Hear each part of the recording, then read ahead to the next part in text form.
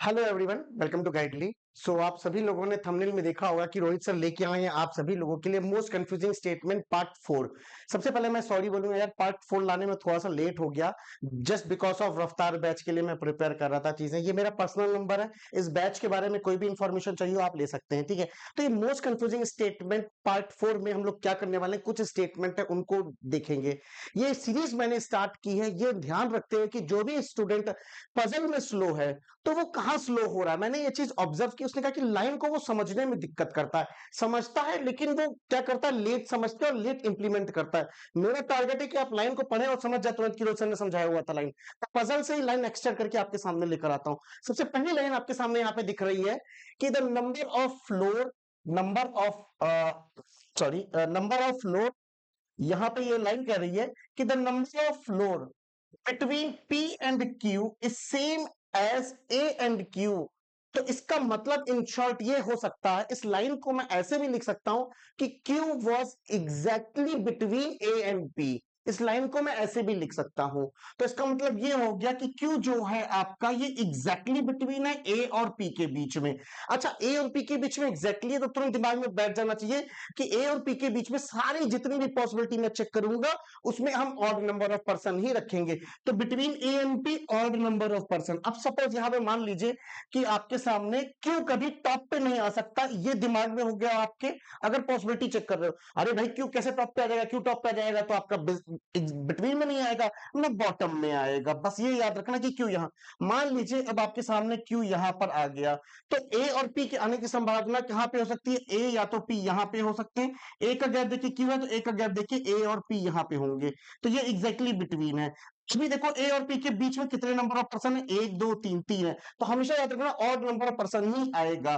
तो मैंने कहा सर अगर क्यू ये है तो ए और पी ये भी हो सकते हैं, ए और पी ऐसे भी हो सकता है। लॉट्स ऑफ केसेस बन सकते हैं। तो याद बस ये रखना है कि जितना गैप ए और पी का क्यू के साथ है उतना ही ए और पी का क्यू के साथ नीचे होगा। बस इतना याद रखना। अगला स्टेटमेंट बहुत इंपॉर्टेंट और बहुत होने वाला है। उससे पहले गाइडली का जो 149 वाला ऑफर है भाई मत मिस करो। 10 मंथ की वैलिडिटी के साथ आपके सामने मॉक टेस्ट आने वाला है, प्लस गाइडली का जो पीडीएफ बंडल है 10 ईयर की जो एनिवर्सरी है वो आपको दे रहा है गाइडली यहाँ पे। और 579 में 5 मंथ की वैलिडिटी मिल रही है, 699 में 10 मंथ की वैलिडिटी के साथ मिला और 10% का डिस्काउंट भी है। चलिए आगे देखिए।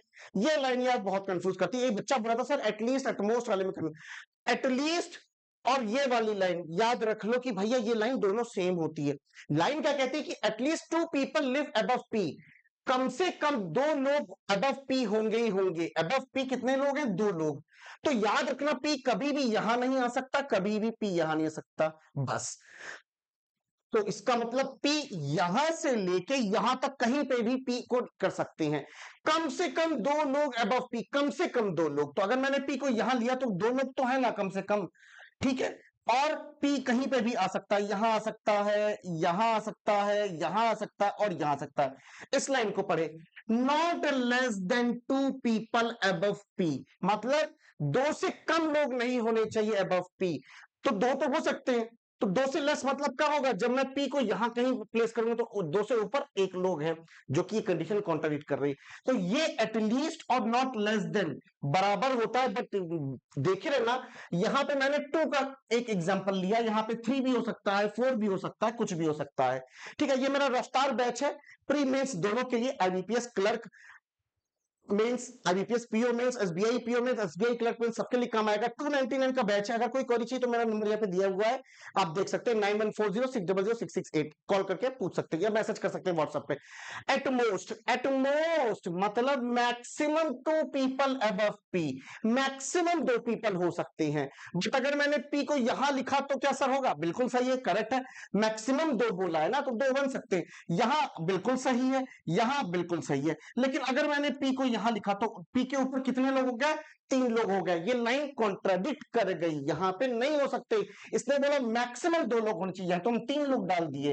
वैसे ही ये वाली लाइन, और not more than, not more than 2 people above P, अगर मैंने पी को यहां लिखा है तो इसके ऊपर कितने लोग हैं, मोर देन 2 पीपल है, दैट इज 3 लोग हैं और उसने बोला नॉट मोर देन 2, तो ऑफ कोर्स ये मेरा गलत होगा।